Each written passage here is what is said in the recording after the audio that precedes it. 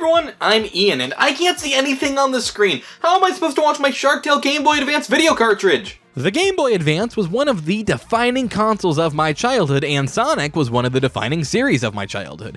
It stands to reason then that I would have played the Sonic games for the console as a kid, but I didn't. Sonic was pretty much a home console experience for me up until the 3DS version of Sonic Generations launched in 2011. I have since gone back and played most of the games I missed out on though, and my thoughts on the Sonic Advance trilogy are mixed. In fact, I think each game in the series is kind of fascinating. As each installment tried new and different things, they all develop very unique strengths and weaknesses in a way that you don't typically see of a self-contained trilogy like this.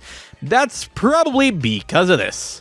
The guys at Dimps are responsible for some of the most controversial Sonic games of all time, but for a while they had a really solid reputation in the fanbase, and that all started with their first entry in the series, Sonic Advance.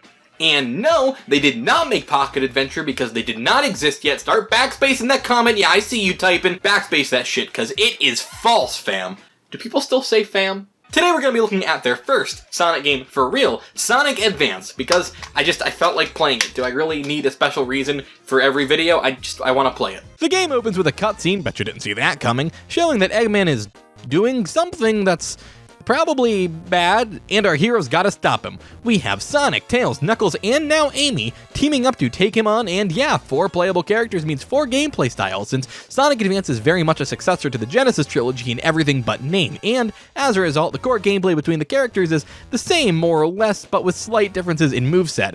Except for Amy, but I'll get to that. The first thing you'll notice upon picking a character is the graphics, at least if you could fucking see them on the screen. The game looks really nice. It's got a fairly unique art style, translating the adventure-era character and enemy designs into classic 2D sprite-based action, and I'd say it pulls it off really well. The characters in particular are really nicely animated and just pop right off the screen, probably due to having a hard outline, unlike in the Genesis games where things were a little bit softer. They really look like playable versions of Dreamcast-era promo art, and that is one of the coolest things in the world, at least to fans of this art style, which I am. Eggman looks a little shrimpy in his Eggmobile, but whatever, I like the visuals in this game. The second thing you'll notice upon starting this game is that the controls and game feel are damn near identical to the Genesis trilogy. Considering how famously Dimps would botch this down the line, it's cool to see how effortlessly they pulled it off on their first attempt.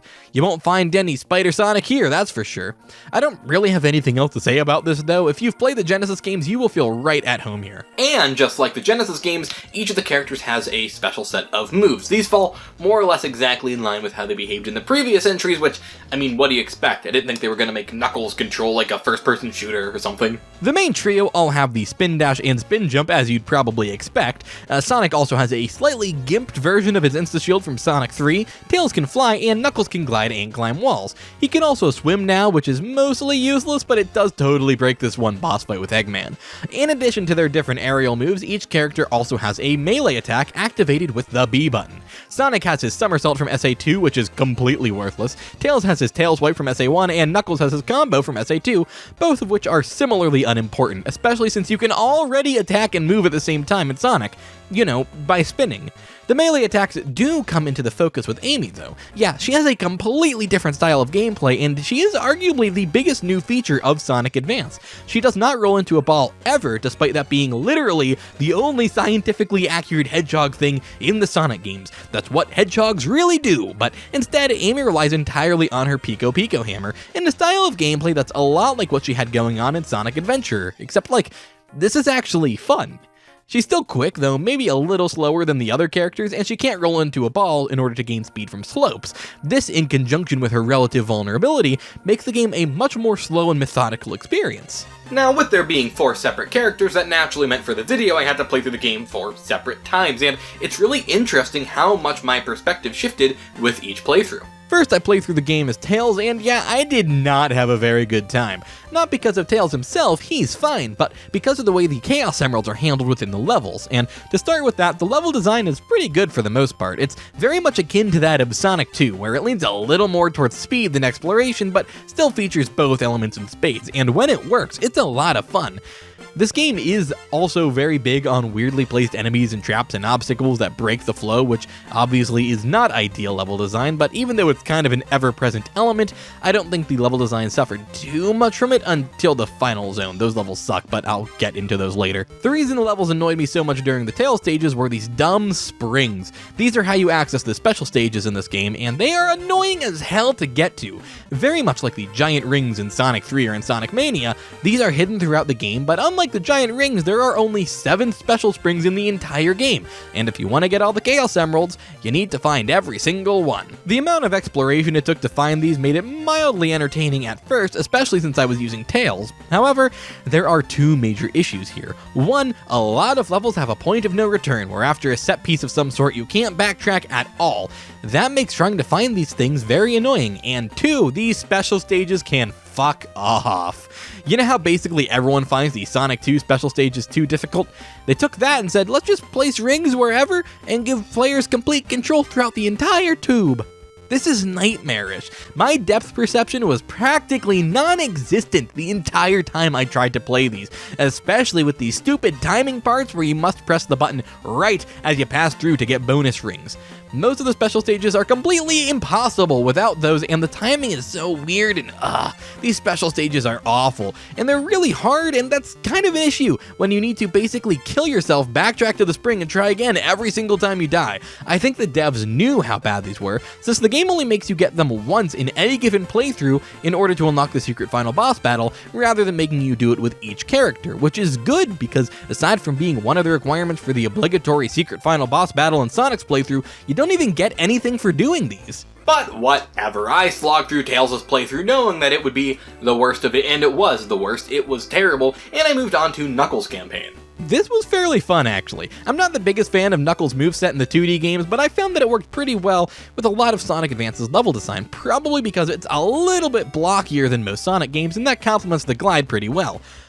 Like I said earlier, he can swim like an SA2, which does come in handy once or twice, but aside from that, there isn't too much to say about it. The final stage is still atrocious, though. In general, Sonic Advance is known for level design that kinda drops in quality throughout, but even Angel Island Zone, the second to last area, didn't bother me at all. It was occasionally cheaply designed, but it's not like that hasn't always been a flaw of 2D Sonic games anyway. The final few acts are really something else, though. First, we have this stage where you're climbing up a spaceship as it falls apart. I like the idea because it's really unique and it looks awesome, but man does it suck as Knuckles. As Tails you can skip most of it, but god, this stage has some of the most garbage enemy placement I've ever seen. Not to mention dialing the obstacles in your way just to be an annoying thing up to 11. Then Act 2 is basically Death Egg Zone from Sonic 3, a stage I already kinda disliked, but with as much of the cheap Dimp's goodness as possible. These last few acts really do a lot to kind of drag down my thoughts on this game's level design as a whole. They just feel so rushed and lazy, especially when you don't have Tails' flight to cheese it. Regardless, I had way more fun with this game during my second playthrough, and that applied to the last 2 characters as well. These levels are surprisingly well suited to Amy's gameplay. The annoying objects breaking up the pace aren't nearly as much of an issue here given her slower and more thoughtful style of gameplay. Enemies pose much more of a threat and can really catch you off guard, but on the other hand, she destroys bosses, which I don't really have much to say about. These guys are about as average as Sonic bosses get. Amy can also break the final levels in half because hitting a spring with the hammer doubles the distance it launches you, meaning you can just kinda blast past everything. Neat. I really enjoyed playing as Amy from start to finish, at least once I got the hang of the timing on the hammer swings. Then there was Sonic. I saved him for last since you have to beat the other 3 stories and have the emeralds before you can access the final boss, and I'm glad that I did because by the time I got to playing as my favorite character, I had these levels more or less totally memorized, and like any Sonic game, it's a lot more fun when you know what you're doing.